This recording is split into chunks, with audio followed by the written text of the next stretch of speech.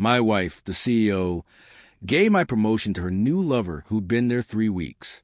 I handed them my resignation and my divorce papers. That sentence looks clean written on paper, but in reality, it was messy, gut-wrenching, humiliating, and slow, like watching your own life unravel thread by thread while pretending to smile in meetings. I had worked at the company for 6 years. 6 years of late nights, of carrying project across the finish line, of being the one who answered the call at midnight when systems crashed. I thought the promotion to director was inevitable, not a gift, not charity, but something I had earned with sweat and time.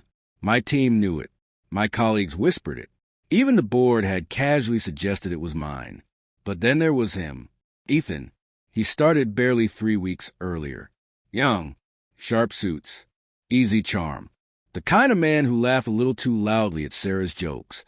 The same jokes I'd heard at home for years. He moved through the office like he already belonged, like the hierarchy was nothing more than a suggestion. And Sarah let him. My wife, my CEO, she let him. The day of the announcement, the office was buzzing. My team clapped me on the back, telling me to get ready. I even wore my best tie, the one Sarah had bought me on our 3rd anniversary. Irony burns differently when it sneaks up on you. She stood at the podium, confident, polished, every inch the leader I had once admired. We're thrilled to announce our new director of operations, she said, her voice echoing off the glass walls. I smiled. My chest lifted. Ethan. The room clapped. Polite, confused. Some glances darted my way, quick and guilty, like they had just watched someone get blindsided in public. I clapped too, because what else was there to do? My palms stung with each hollow clap. My throat closed.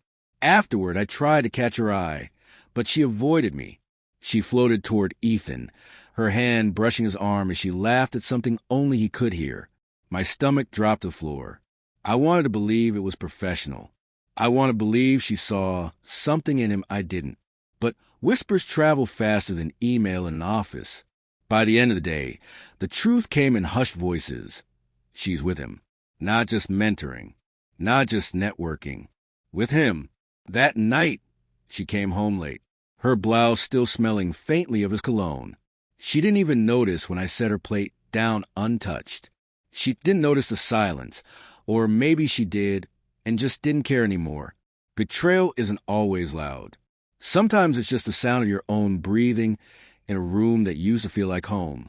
I spent the weekend going through drawers, pulling out documents, dusting off papers we had signed years ago, never imagining we'd need them.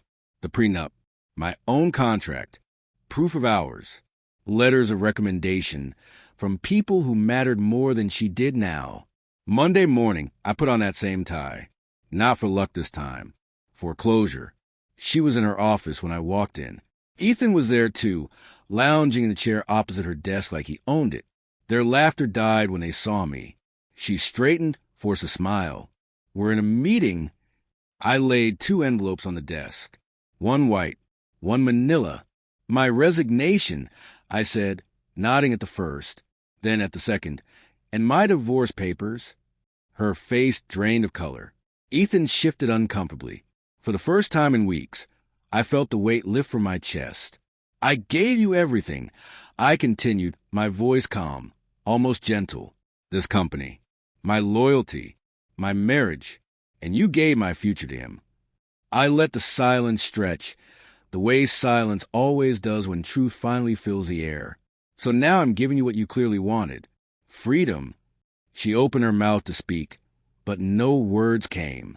What excuse could she possibly craft? That it wasn't what it looked like? That Ethan had potential? That love had shifted?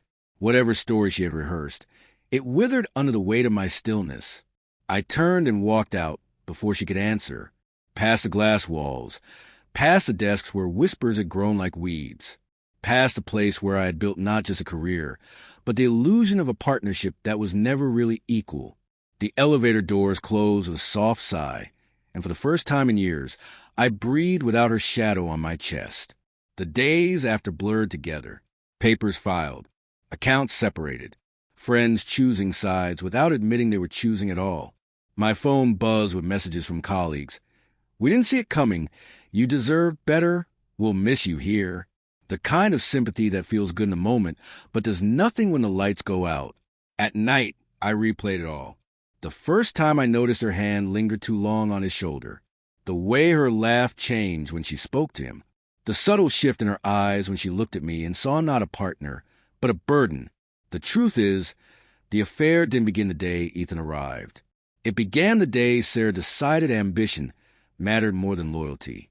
Sometimes, I wonder if she regrets it.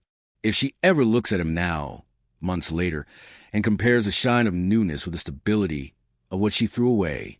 I wonder if she sits in that same office, her name still etched in gold on the door, and feels the ghost of me in the silence. But I don't dwell there long, because betrayal may wound you, but also frees you. And though she handed my promotion to her lover, I walked away with something far more valuable. My dignity intact, my heart no longer chained to someone who couldn't choose me even when I was right in front of her. That's the thing about endings. They don't always roar. Sometimes they whisper.